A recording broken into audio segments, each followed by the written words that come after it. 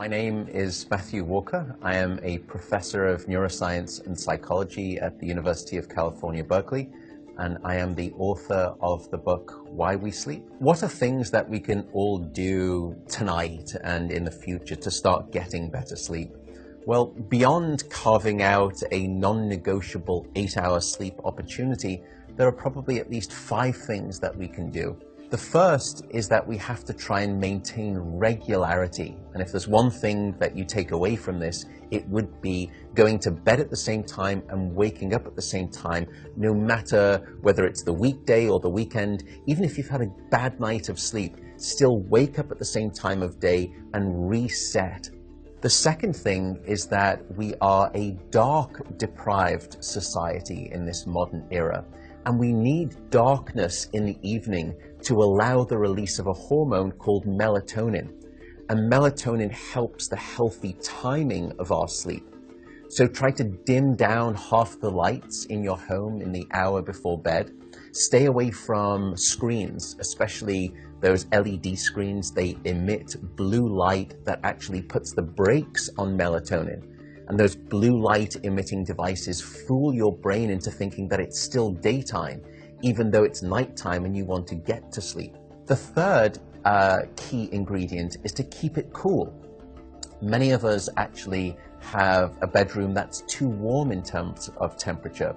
So an optimal temperature is about 68 degrees Fahrenheit or about 18.5 degrees Celsius. And the reason is that your brain and your body need to drop their core temperature by about 2 to 3 degrees Fahrenheit to initiate good sleep. And that's the reason that you will always find it easier to fall asleep in a room that's too cold than too hot. So having a cool room actually takes your brain and body in the right temperature direction to get good sleep. The fourth critical factor is actually avoiding alcohol and caffeine. Unfortunately, this makes me deeply unpopular, but alcohol is perhaps the most misunderstood drug when it comes to sleep. People think that it helps them fall asleep. That's not actually true. Alcohol is a class of drugs that we call the sedatives. And what you're doing is just knocking your brain out. You're not putting it into natural sleep. We also know that alcohol will fragment your sleep, so you'll wake up many more times throughout the night. And alcohol is also a very potent chemical for blocking your dream sleep or your rapid eye movement sleep. Caffeine is also a problem. Many of us know that caffeine can keep us awake. It's an alerting chemical. It's a stimulant in terms of a class of drugs.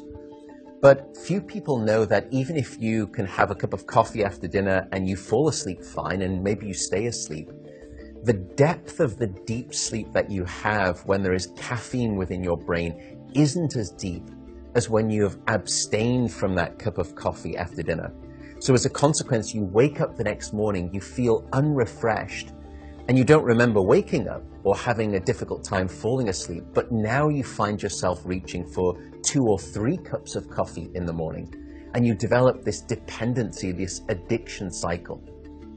The fifth and final tip for better sleep is to not stay in bed awake.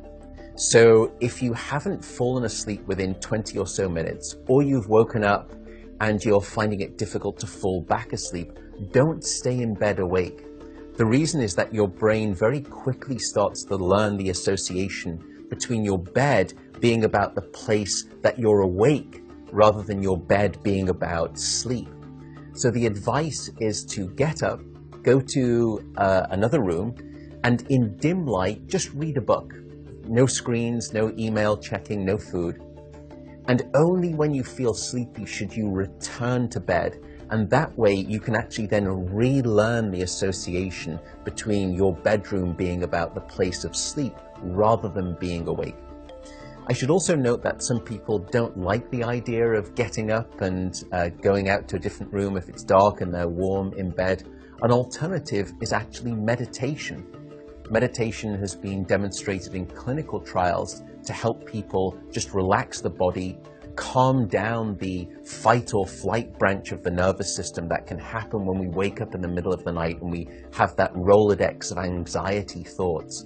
And by meditating, you can start to quiet the mind as well as the body, and that also helps you fall back asleep more easily.